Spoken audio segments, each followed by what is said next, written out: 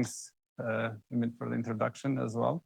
So this is a work actually done from some of my master's students, but they were unable to, they had a change of plans and unable to attend. So it's, as the title says, basically related to beverages. So from one sip to the signals that we can get from that. And so I want to start by introducing, for those who are not familiar with the FDA adverse events. So what on those adverse events happens is basically just keeping track of unwanted situations that can arise from consumptions of the, food, drugs, dietary supplements, and everything that consumers will get.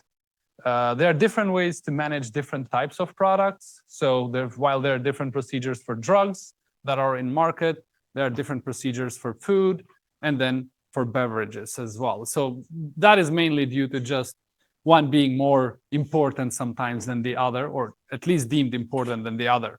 So as currently, there's basically what we have is a SARS database, and there it records quarterly data, and then it publishes, not with very, very high delays, but usually, of course, after gathering, then it's being published as, for now, Excel files. But then there are parts of that bigger system which actually collects the information directly from manufacturers and also medical professionals as well. So with this being said, so what's the issue? What are the good things, bad things on that, and why we wanted to check that out?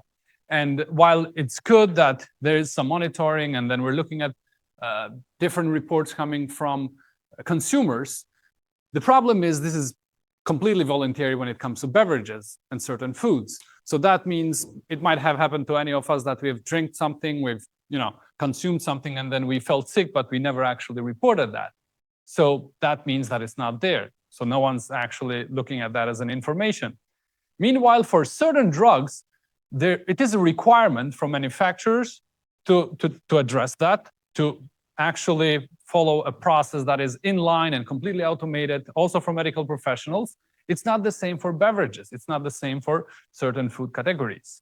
So that means, we're really just gathering information, but it's actually a reactive process rather than a proactive one, which means we're looking whether there's any issues, public issues. So this kind of shows a little bit on how that process goes. So we have basically manufacturers and healthcare professionals, they're required to report those events. Meanwhile, consumers, only if they are agitated enough, they will actually just go through the process and call or fill the form or just basically deal with it. So in those situations, we wanted to just take a look at that data, see if we can actually improve that process. That's a problem. They don't have a mouse for that machine, so it's a different machine. That's why. Yeah, so that's puzzled a lot of engineers here. All right, so what we're looking at is whether we can actually try to get something out of this routine early in time. So for example, and one of the data that we actually investigated was a drink that was consumed in a school. There were hundreds of cases that kids felt sick, and that made the news, and that's how it came to see, but not from the proper channels where FDA would oversee that, will try to get a fast signal and then try to warn about it. So in this case, we're trying to see whether can we get a signal early on that will kind of show that. So for that, we looked at the data from January 2010 to December of 2024. And then it's about 44,000 cases and about 70,000 products, because usually the way they are reported when you fill out a report is there's a case being raised, but then there might be more than one product that you've consumed and you don't know which one actually caused that. So it goes as suspect products that caused it. So looking at that, the methodology that can clearly be seen, so good thing I went around the corners there. Here is, so we wanted to get the data initially, then do some feature engineering for that, try to understand, or to transform so that we are able to deal with those in the models that we want to use. We wanted to standardize the symptoms. Keep in mind, this is especially that the process being followed from the consumers is completely, let's say, scripted. So their descriptions will not fall in many categories. They don't know medical terms to refer to them. There's just plain English language, which, depending on the education that the person might have, it differs completely. So there's definitely some standardization needed. And then what we do is a symptom and ingredient mapping. Again, when these are reported, they do not include ingredients. They do not include the label as to what the product was. Rather, it includes the product, and then we try to match that to open FDA data and get those ingredients from there. And then we did some association rule mining and then some risk prioritization, which, again, we were trying to see early on whether there is some, well, the basic idea is this. If some sort of ingredients happen on most of these issues created, well, there's something to that, right? There's a probability, there's some risk factor, or a combination of ingredients, there's a risk factor that they bring. So, yeah. And then when it comes to what right after that, our hope is that this would kind of inform, in a sort of loop, kind of inform decision making, such that FDA could release, let's say, announcements. They could advise companies which use certain products together in their formulations. So that was the methodology shortly. I'm glad I could keep it in one slide because it was some stuff there. So what did we learn? Now, this slide was not planned according to that being in the middle, but basically we looked at the common ingredients that matched on those beverages that had issues. And then the common ingredients were the citric acid, natural flavor, water, caffeine, caramel color. So some of the ingredients that actually would participate on a lot. And the thing is, we have to keep in mind that we do not, with these methods, we do not claim causality. We cannot say this caused actually this one, but we do claim correlation in the sense that there must be something related to that led into this adverse event being, or in this effect that they had. So we also learned that among the products, you will notice that top product when it comes to the number of severe events that it created, and by severe, we categorize severe only those that led to hospitalization or death. So in this case, we're actually grouping those apart from others where someone had vomiting, when they had stomach ache, and sort of lighter conditions. So we looked at the severe events, and then the top product comes out of exemption 4, which in fact is, well, it claims that we have, the claims were not very easy to read, or they were not very clear. So, we don't have exactly the product that caused it. But again, looking at the impact of it, these are severe products, severe cases, which means they led to death or hospitalization. And right after that, we have herbal tea, herbal life, herbal tea. And then we have to understand some of these when we look at the data that way, not necessarily we're saying this particular product alone. It might be, we look at case data for that reason too, because one product combined with something else could potentially cause any issues there. And then we looked at the symptom clusters. So we wanted to see how these clusters relate to, let's say, how the ingredients there relate to let's say, the cluster of these products. So what we tried to do there, we looked at the symptoms that come out of it, and then we clustered it. So sometimes in a report, it will be said that not only they had, let's say, stomach pain, they vomited.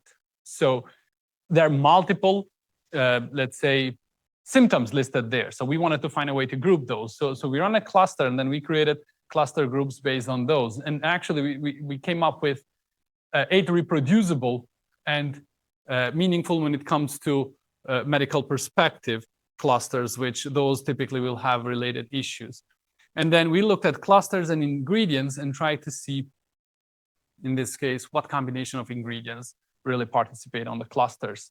And among others, we had sugars, caffeine, sweeteners, and so on. We also looked at here at just the composition of that, trying to see which actually, let's say, which ingredients dominate a certain cluster. that would mean what ingredients could actually, let's say, cause gastrointestinal problems.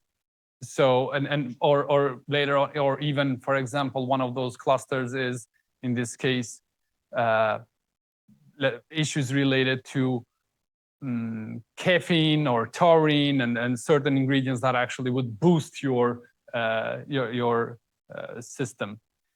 And then based on the risk profile, so we build a risk profile. Now we went from looking at one ingredient particularly and its effect on the whole severe cases, but we went to looking at cases, which means this situation combines some ingredients and that creates some risk profile. So after measuring the, let's say, problematic nature of a certain ingredient and ranking them accordingly, then we look at their combinations on these cases and we try to find out what a risk profile really would indicate for certain situations. So based on that, again, we were able to look at some products that would fit in the risk profile. They do not fully match with the amount that of the cases that a certain product created, just because we're not addressing this as this is only this ingredient that caused it. So a combination of them. But definitely it does, when we look at the top 20, those are, the top products that caused a lot of the severe cases. Looking at 50,000 records later on, they do match for that. And lastly, what we saw, which was very interesting, triple combination risk: caffeine, artificial color, and acids. Citric acid, particularly, they co-occur with this symptom 4. So in this case, they relate to dizziness, highly impacting the system. So metabolic amplifiers as well. So preservatives plus sugar and caffeine. So in this case, they would cause certain. They would correlate highly with another cluster. And cross-linking additives, in this case, we notice a high lift when it comes to when multiple additives are combined together. They could provide some signals as to predicting or being able to foresee some of these severe cases. And lastly, so we started with a question whether this is descriptive data at most, whether this could tell us something about the signs that could lead to these events. And we actually saw that, yes, we could actually get this data, combine it with other FDA data provided over API, which in this case, those would be better formulated data just because they went through a reformulating process and then better methodologies used. We noticed that some caffeine products, let's say caffeine-based products combined with taurine, could lead to certain complications. We looked at the severity weighted score. We noticed that we generated that. We looked back on the data and we looked at it kind of matches with the cases that are built based on that. So, yep, there's some limitations to that for sure. The data being the first one, like I said, no one is submitting. You suffer from something. If you don't go to the doctor, it's just a bad day. We call it a bad day and that's it, right? But then if you go to the doctor, even that is 2 bad days and you don't think as to, well, should I do something to report this? Or many cases, the doctor will also just treat it rather than raise a big flag or issue about it. So that means we have very, very high lack of data in order to see all these combinations. I'll keep it at that. Perfect timing. Perfect. Yeah. Thanks for helping with the timers as well.